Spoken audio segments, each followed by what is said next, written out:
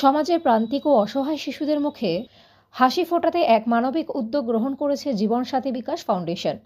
বিশিষ্ট সমাজসেবী সুকান্ত হালদার মহাশয়ের আন্তরিক সহযোগিতায় এবার থেকে ফাউন্ডেশনের বিদ্যালয়ে অধ্যয়নরত দরিদ্র ও অসহায় শিশুদের জন্য পুষ্টিকর মধ্যাহ্নভোজের নিয়মিত ব্যবস্থা চালু করা হয়েছে। এই উদ্যোগের মাধ্যমে প্রায় ৩০ জন ইটভাটার শ্রমিক পরিবারের শিশু, যারা দীর্ঘদিন ধরে দারিদ্র্য ও অনিশ্চয়তার মধ্যে বড় হয়ে উঠছে, তাদের জন্য শিক্ষার পাশাপাশি সুস্বাস্থ্য নিশ্চিত করার জন্য একটি গুরুত্বপূর্ণ পদক্ষেপ নেওয়া হয়েছে। বিদ্যালয়টি মূলত এই শ্রমজীবী পরিবারের সন্তানদের নিয়েই গড়ে উঠেছে, যেখানে শুধু পাঠ্যশিক্ষাই নয়, তাদের সার্বিক বিকাশের দিকেও বিশেষ গুরুত্ব দেওয়া হয়।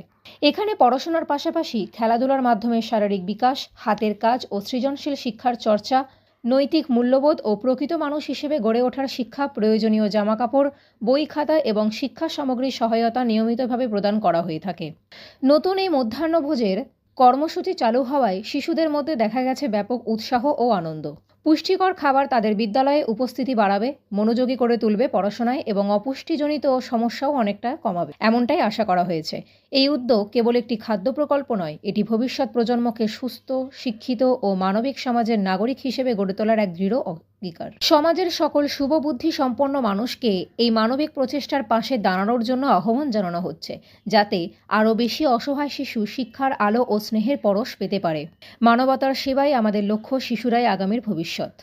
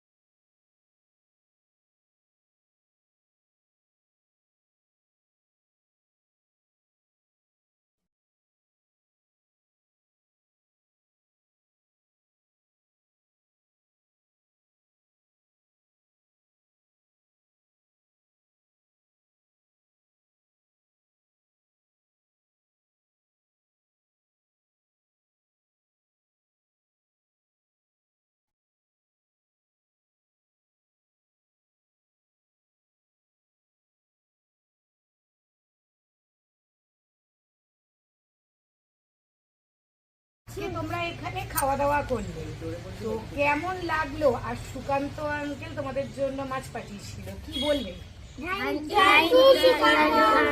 অনেক ভালো লেগেছে।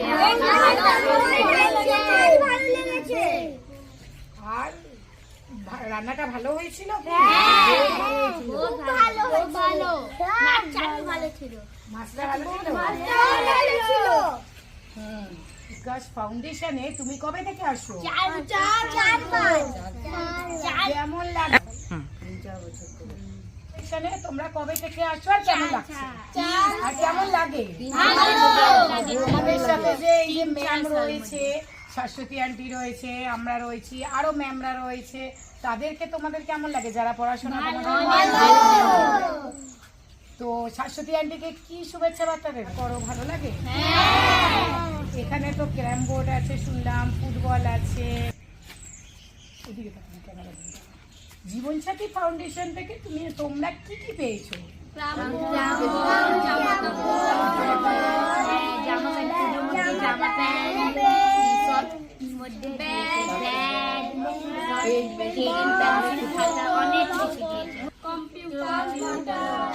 তোমরা কম্পিউটার করো? কম্পিউটার যে পেয়েছো মাঝে মাঝে শেখো? ভালো লাগে? তারপরে আর তোমরা বড় হয়ে কি হতে চাও সবাই? একজন একজন করে। আমি আর্মি। তুমি? আর্মি। তুমি? তুমি কি হতে চাও? আমি ডক্টর। এটা তোমাদের সবার ভালো লাগে? ভালো খুব ভালো। কতজন আছো? 30 জন। সবাই চলে গেছে ক্লাস করে। পরীক্ষা আছে। আমরা কথা বলে নেব জীবনসাথী ফাউন্ডেশনের কর্ণধারের সাথে। চিন্তা ভাবনাটা কেন এই কচিকাচাদের পাশে থাকার উদ্দেশ্য তোমার কি? আসলে ছোট থেকে খুব ইচ্ছে ছিল সমাজের জন্য কিছু করবো, বাচ্চাদের জন্য কিছু করবো।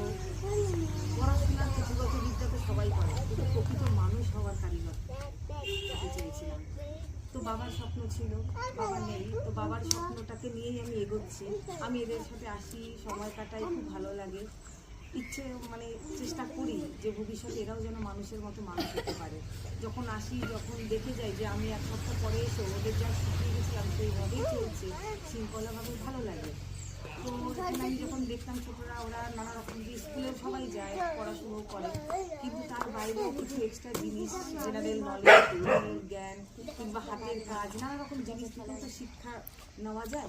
তো সেইভাবে যদি কিছু করা যায়, সেই ভাবনা চিন্তা নিয়ে জীবনসাথী বিকাশ ফাউন্ডেশন, এই কাকিনাড়া, এটা আমার জন্মস্থান। ওদেরকে জন্য ভাবি, কারণ ছোটোর থেকে দেখেছি, বড় হয়েছি, কখনো ইচ্ছে হতো বড় হবো, ওদেরকে নিয়ে কিছু করবো। আর সবসময় তো আমার আশা হয় না, ব্যস্ত জীবন, আমার আরও অনেক জায়গায় আমার বাচ্চারা আছে।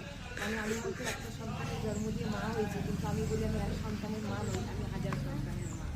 তো আমি হাজার উপস্থিত হয়েছি জীবনসাথী বিকাশ ফাউন্ডেশনে, যেখানে এই 30 জন মেম্বার এখনো পর্যন্ত রয়েছে। কচিকাচাকে নিয়ে এই ফাউন্ডেশন চলে। এই ফাউন্ডেশনে শাশ্বতী দি অনেক বছর ধরেই রয়েছে, প্রায় এখানে আমিও রয়েছি। তো যাই হোক, আমার আশা হয় না খুব একটা, কিন্তু এই প্রথমবার আমি এসেছি, এদের সাথে কথা বলে খুব ভালো লাগলো। আর এরা কি হতে চায় সেটাও শুনলাম।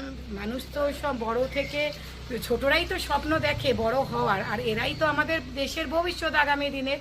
যে এদের মধ্যে এরকম প্রতিভা, এরকম যদি কেউ আমাদের সাথে যোগদান করে, মানে এটা আমরা যদি কিছু করতে পারি, আমরা কৃতিত্ব বোধ করব। কারণ কি, এরাই আমাদের আগামী দিনের ভবিষ্যৎ উজ্জ্বল।